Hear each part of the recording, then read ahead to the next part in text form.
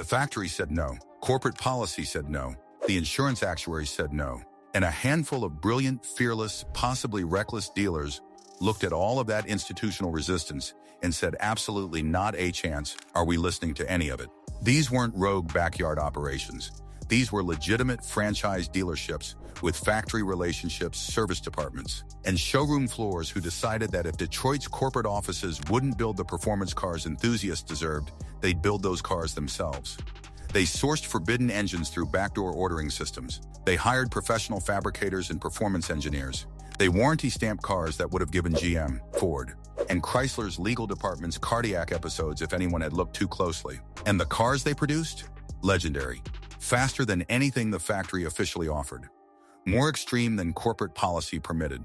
And so historically significant that surviving documented examples now sell for hundreds of thousands at major auctions. Today, we're counting down 6 muscle cars that dealers built when the factory absolutely wouldn't, and the extraordinary, audacious stories behind each program.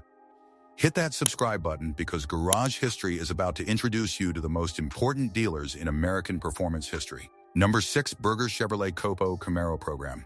Grand Rapids, Michigan's Berger Chevrolet developed one of the most sophisticated dealer performance programs in the entire Copo era, operating with a level of organizational discipline that distinguished them from more improvised dealer modification operations. Berger's approach combined Copo ordering expertise with in-house performance preparation that went beyond simply receiving factory-forbidden 427 engines and delivering them to customers unchanged. The dealership developed specific tuning protocols, specific component upgrades, and specific testing procedures that ensured every Berger-prepared Copo car performed at a documented level that factory specifications alone couldn't guarantee. Berger maintained detailed records of their Copo orders and modifications documentation that now provides the authentication foundation for surviving examples commanding significant premiums over standard Copo cars at major collector auctions. The Berger program operated with enough professionalism that the dealership survived long after the muscle car era ended. And Berger Chevrolet continues operating today as a living testament to a dealer performance legacy that most contemporaries never matched. Number 5, Dana Chevrolet 427 Camaro. Southern California's Dana Chevrolet created what many enthusiasts consider the most extreme factory-based Camaro modification program of the entire muscle car era, a dealer-built package so aggressive that it occupied territory well beyond what any factory program officially sanctioned. Dana's performance director, Peyton Kramer, developed specific 427 installation procedures for first-generation Camaros that addressed the engineering challenges of fitting a large block engine into a chassis originally designed around smaller displacement units. The Dana 427 Camaro involved genuine engineering work, modified engine mounts, upgraded cooling systems, reinforced chassis components rather than simply dropping an engine into an unprepared car. These weren't quick conversions. They were methodical performance builds backed by dealer warranty coverage that gave buyers confidence unavailable through purely aftermarket channels.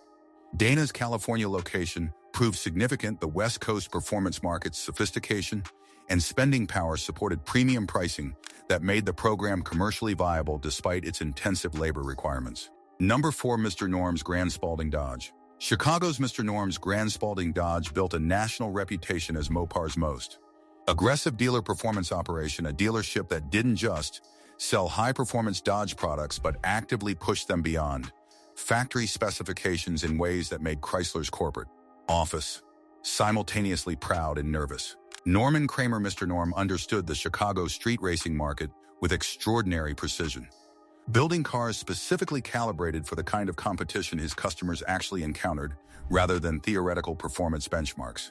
His most famous program involved the supercharger package applied to Dodge Chargers and Darts, creating dealer-modified street machines that competed directly with factory Hemi cars while using different engine combinations that Mr. Norm's team had optimized specifically for street use reliability. The dealership's drag strip credibility earned through direct competition and genuine performance results created marketing authenticity that factory advertising budgets couldn't manufacture. Mr. Norm's became a pilgrimage destination for Mopar enthusiasts across the Midwest, with customers traveling hundreds of miles specifically because the dealership's reputation for honest performance claims was established through actual results rather than brochure promises. Number 3, Nicky Chevrolet 427 Program.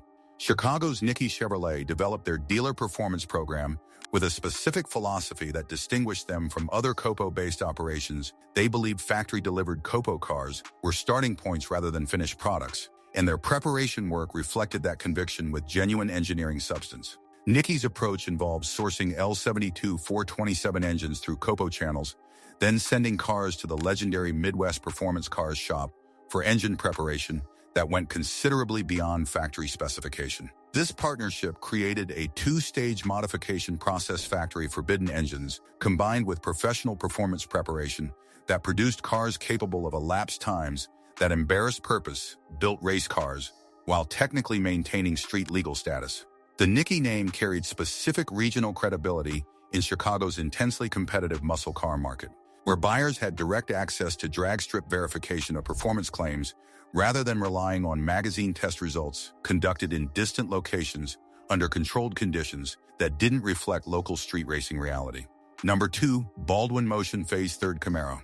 Joel Rosen's motion performance operation, working in partnership with Baldwin Chevrolet on Long Island, created the most systematized and most ambitious dealer performance program in American muscle car history, one that operated with enough organizational sophistication to offer guaranteed performance levels backed by actual contractual commitments to customers.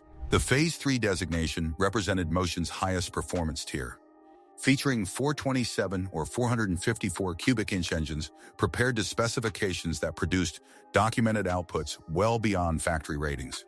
Rosen's guarantee was extraordinary for the era. Motion Performance committed in writing to specific elapsed time performance, backing that commitment with their professional reputation and continued customer relationship. This guarantee-based approach reflected Rosen's absolute confidence in his preparation work and created dealer accountability that factory programs with their conservative corporate communications could never match. Baldwin Motion Phase 3 cars now occupy a distinct collector category, with documented examples representing some of the most significant and most valuable dealer-built muscle cars in existence, precisely because the program's exceptional documentation standards created authentication trails that survive to the present day. Number 1. Yenko Chevrolet SYC Program. Don Yenko's Canonsburg, Pennsylvania dealership created the defining dealer performance program of the entire muscle car era, a systematic approach to building factory-forbidden performance cars that combined COPO ordering mastery, dealer-installed modifications, and marketing sophistication that elevated the Yenko name to genuine manufacturer status in enthusiasts' minds. The Super Yenko Camaro designation SYC represented a coherent brand identity rather than just a series of individual modifications, with specific badging, specific stripe packages, specific performance documentation, and specific dealer certification that created a complete customer experience, distinguishing Yenko cars from both standard production and generic COPO models. Yenko's innovation extended beyond the Camaro. He applied the same SYC philosophy to Chevelles, Novas, and Camaros simultaneously, creating a multi-model performance lineup that rivaled what factory divisions officially offered. The breadth and consistency of the Yenko program demonstrated that a single dealership operating with sufficient expertise and vision could create a performance car legacy, matching anything corporate engineering departments produced through official channels. Today, documented Yenko examples across all models command substantial premiums at major auctions, premiums that reflect not just the car's genuine performance significance, but the extraordinary story of one dealer who refused to accept what the factory said was impossible. And there you have it, 6 muscle cars that dealers built when the factory absolutely wouldn't. Created by entrepreneurs who combine genuine performance expertise with the audacity to push far beyond what corporate policy permitted. From Berger's disciplined COPO mastery to Yenko's complete performance brand, these dealer programs represent American entrepreneurial spirit applied to the automotive performance world, with results that outlasted the factory programs they supplemented. If these stories of dealer ingenuity inspired you, smash that like button and drop a comment. Which dealer-built muscle car program do you think deserves the most recognition? And if you want more stories about performance visionaries who refuse to accept institutional limitations, more forbidden horsepower history, and more automotive entrepreneurship that changed the industry, hit subscribe and turn on notifications, because Garage History celebrates the innovators who made history happen. Thanks for watching. And remember, sometimes the most important cars came not from factory engineering departments, but from dealers who simply refused to take no for an answer. Until next time, Celebrate the entrepreneurs and keep the history alive.